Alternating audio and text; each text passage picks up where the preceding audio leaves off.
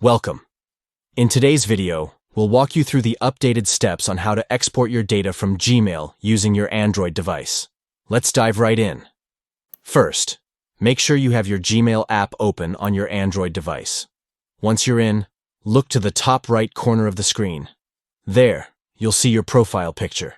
Tap on it to progress. Now you'll see a menu pop up. Here, tap on Manage your Google account. This will take you to your account settings where you can manage all your Google services. Next, swipe over to the Data and Privacy section.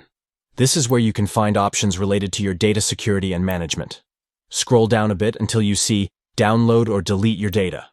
Under this section, tap on Download your data. This is the gateway to collecting all your precious Gmail data. After that, scroll down and tap Next Step. This will guide you to the export options available for your data.